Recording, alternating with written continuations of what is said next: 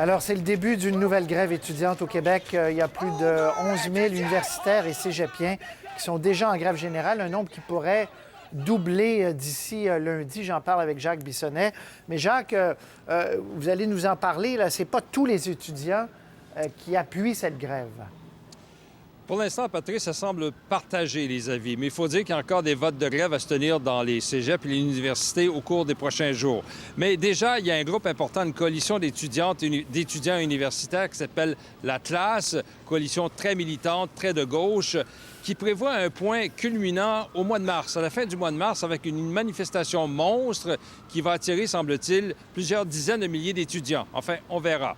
Mais entre-temps, du côté du gouvernement, eh bien, on semble peu impressionné par toutes ces manœuvres. C'est un début plutôt lent. À Montréal, ils étaient environ 200 étudiants grévistes à manifester au centre-ville. L'objectif de tout ça, c'est de donner un souffle au mouvement.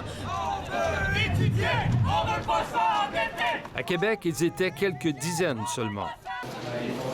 Il y a actuellement dans les cégeps et les universités des assemblées comme celle-ci, où les étudiants décident de la marche à suivre.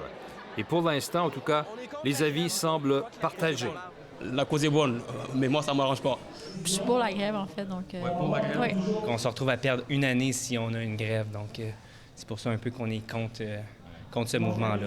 Mais la CLAS, une coalition nationale d'étudiants plus à gauche, elle se fait menaçante envers le gouvernement. La grève devient réelle. Le système d'éducation va bientôt être paralysé. Il est tout à l'avantage du gouvernement de reculer sur cette hausse, car nous ne reculerons pas. Un avertissement qui ne semble pas ébranler le gouvernement. C'est 11 000 étudiants sur 475 000 étudiants universitaires et collégiaux.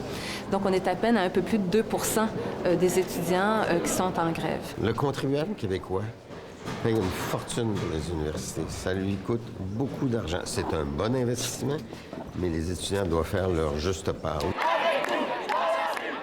D'autres votes de grève se tiendront au cours des prochains jours dans les cégeps et les universités, et les étudiants promettent plusieurs manifestations.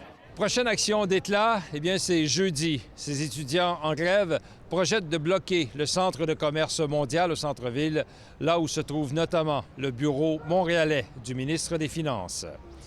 Jacques Bissonnet, Radio-Canada, Montréal.